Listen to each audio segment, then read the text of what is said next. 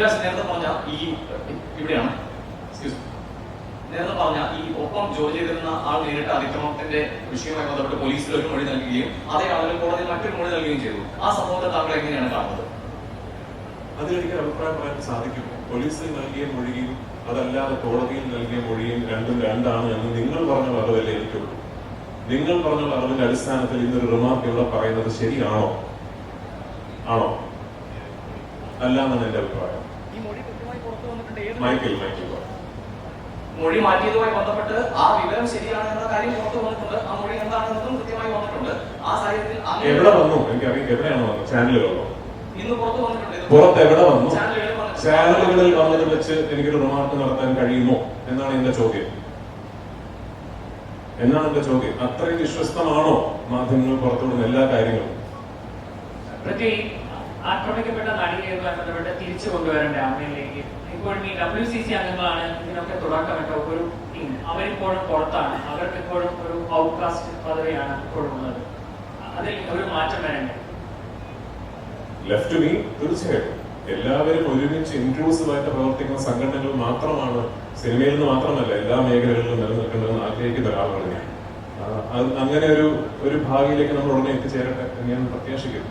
താങ്കൾ ഒരു സിനിമ നിർമ്മിക്കുന്ന ആളുകൂടിയാണ്. ഇപ്പോഴും ഈ കാരവാൻ സംസ്കാരമൊക്കെ ചില ആളുകൾക്ക് മാത്രമാണുള്ളത്. ജൂനിയർ ആർട്ടിസ്റ്റുകൾക്കൊക്കെ സിനിമ സെറ്റുകളിൽ അവർക്ക് വേണ്ട രീതിയിൽ പ്രവർത്തിക്കാൻ പറ്റുന്നില്ല. ഒരു തൊഴിലിടത്തിലുള്ള ഒരു നല്ല രീതിയിലുള്ള ഒരു സംസ്കാരമല്ല പല സെറ്റുകളിലും എന്നൊരു ഇതുകൂടി റിപ്പോർട്ടിൽ പറയുന്നുണ്ട്, ഹേമാത്മിന്റെ റിപ്പോർട്ടിൽ. അത് താങ്കളെ ശ്രദ്ധയിൽപ്പെട്ടിരുന്നു. ഒരു സിനിമ സെറ്റ് എന്ന് പറയുമ്പോൾ ഒരു പക്ഷേ ഒരു സിനിമ എങ്ങനെ നിർമ്മിക്കപ്പെടുന്നു, ഒരു സിനിമ ഉണ്ടാക്കുന്ന പ്രോസസ് എന്താണ് എന്ന് കൃത്യമായി അറിയാത്തവർക്ക് അതൊരു യൂണിഫോംലി പ്രവർത്തിക്കുന്ന ഒരേ സ്വഭാവമുള്ള ഒരു സിംഗുലർ ബോഡിയായി തോന്നിയത്. പക്ഷെ ഒരു സിനിമ സെറ്റ് അങ്ങനെയല്ല. ഒരു സിനിമ സെറ്റിൽ ഇപ്പൊ നമ്മൾ ഇന്ന് ഷൂട്ടിംഗ് നടക്കുമ്പോൾ ആ ഷൂട്ടിംഗ് നടക്കുന്ന സ്പോട്ടിൽ എന്ത് നടക്കുന്നു എന്നുള്ളത് മാത്രമായിരിക്കാം ഒരു പക്ഷെ നമ്മുടെ കാഴ്ചയിൽ, നമ്മുടെ അറിവിൽ നമുക്ക് അറിയാൻ കഴിയുന്ന കാര്യങ്ങൾ. ഇതേ സെറ്റിന് വേണ്ടി ഭക്ഷണം ഉണ്ടാക്കുന്ന ഒരു മെസ്സ് 5 കിലോമീറ്റർ അപ്പുറത്തിലാണ്.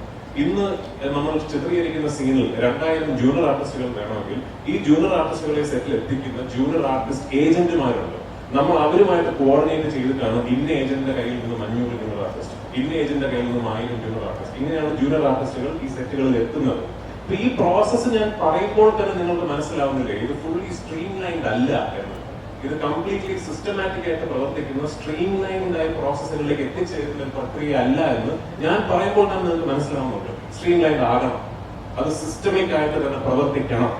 അതിലേക്ക് എത്തിച്ചേരേണ്ട സ്റ്റെപ്സ് എന്താണ് എന്നുള്ളതാണ് നമ്മൾ ഇനി ചർച്ച ചെയ്യുന്നത്. തീർച്ചയായിട്ടും